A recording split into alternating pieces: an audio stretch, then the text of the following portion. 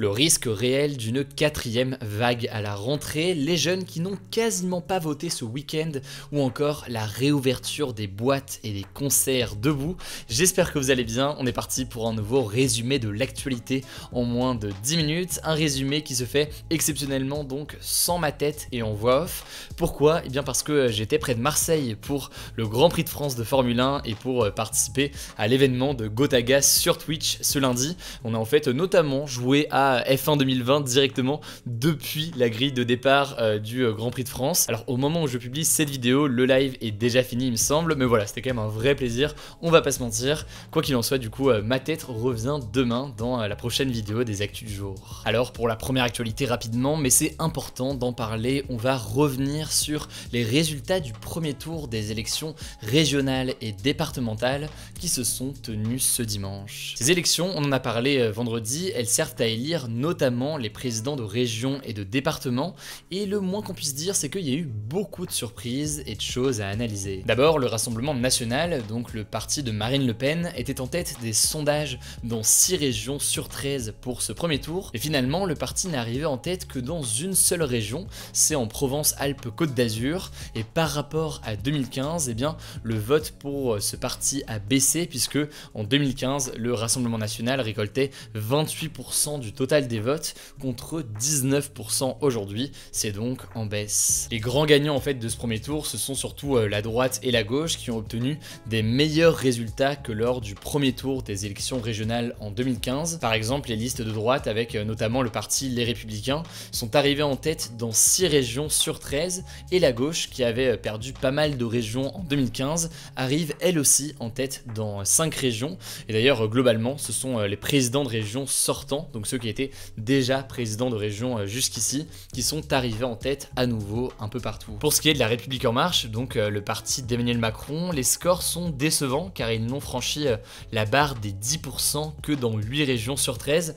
et ce seuil des 10% il est important parce que c'est le seuil minimal pour accéder au second tour de l'élection qui va se tenir dimanche, et donc pour faire vraiment très simple, la possibilité d'avoir un président de région de la République En Marche n'est pas assurée aujourd'hui. Alors ça c'est pour les résultats, mais ce premier tour a surtout été en réalité marqué par un immense taux d'abstention. Il y a 66,7% des électeurs qui ne sont pas allés voter ce dimanche. Ça fait donc 7 électeurs sur 10 qui ne sont pas allés voter, et c'est tout simplement du jamais vu pour un vote en France en dehors des référendums. Et chez les jeunes en l'occurrence, l'abstention atteint un record avec 88% des 18 à 24 ans qui ne sont pas allés voter. Alors d'après une enquête Harris Interactive pour M6, parmi les raisons évoquées par ceux qui n'ont pas voté, il y a le manque de confiance envers les responsables politiques. 31% aussi d'entre eux considèrent que l'élection ne va pas changer grand chose à leur vie quotidienne. C'est d'ailleurs, ça illustre aussi à quel point la responsabilité des régions en charge des transports, etc.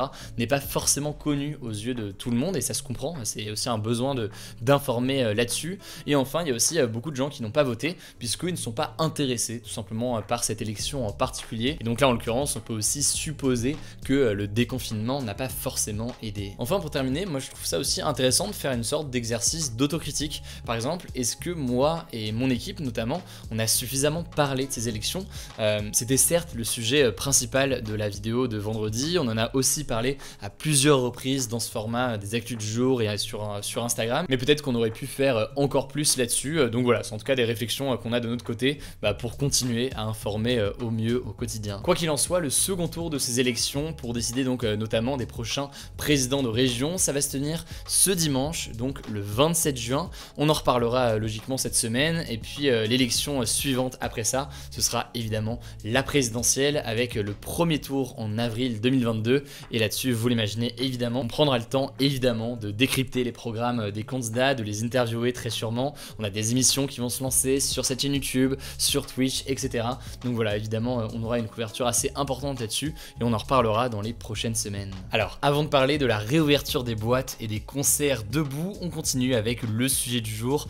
Vous l'avez vu dans le titre, on va parler des risques d'une quatrième vague de l'épidémie de coronavirus, une quatrième vague qui pourrait en fait apparaître juste après l'été en France. En fait, depuis plusieurs jours, de plus en plus d'experts comme Jean-François Delfrécy, le président du conseil scientifique, affirment qu'il y aura certainement une reprise de l'épidémie en septembre ou en octobre en France. Pour faire simple, l'été 2021 ne serait qu'une simple pause en quelque sorte de l'épidémie, grâce notamment à l'avancée de la vaccination et à la chaleur qui donc diminue les risques de contamination car on est plus souvent dehors. Or, on a beaucoup parlé sur la chaîne, le virus se propage beaucoup moins à l'extérieur. Mais alors, quelles sont les raisons qui poussent ces experts à imaginer une 4e vague après l'été? Alors il y a donc le fait qu'à la rentrée il fera peut-être moins chaud et donc on sera un peu plus à l'intérieur, mais il y a plein d'autres raisons.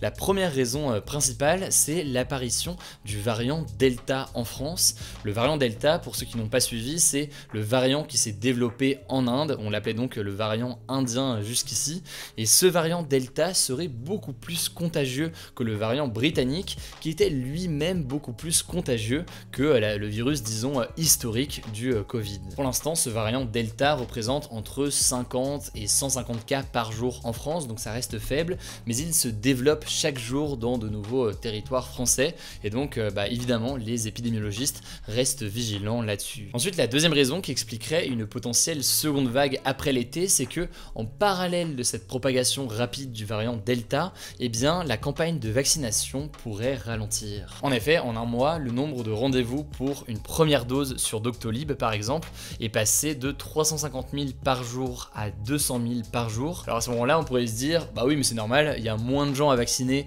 et donc logiquement ça baisse. Mais en réalité, il reste encore beaucoup de gens qui pourraient être vaccinés, encore 50% environ des adultes en France par exemple. En fait, la France pourrait même bientôt atteindre ce qu'on appelle un plafond de verre. En gros, qu'est-ce que c'est en l'occurrence là? C'est le moment où il ne resterait à vacciner plus que les personnes qui sont hésitantes ou alors même opposées à la vaccination. Et du coup là, logiquement à ce moment-là, ça ralentirait énormément l'avancée de la vaccination dans le pays. Bref, vous l'aurez compris, une 4e vague à la rentrée, ça dépendra notamment de l'avancée de la vaccination pendant l'été. Une vaccination qui risque dans tous les cas d'être compliquée avec les départs en vacances et donc en parallèle la propagation du variant Delta. On surveille tout ça de très près logiquement, on fera un point pendant l'été et ça se passera dans ce format des actus du jour sur YouTube, mais aussi, vous le savez, sur Instagram avec les petits résumés qui se lisent en moins d'1 minute. Alors aujourd'hui, il n'y a pas de en bref parce qu'il y a des gros sujets, mais donc on termine avec un dernier sujet supplémentaire qui doit ravir, disons, certaines personnes parmi vous.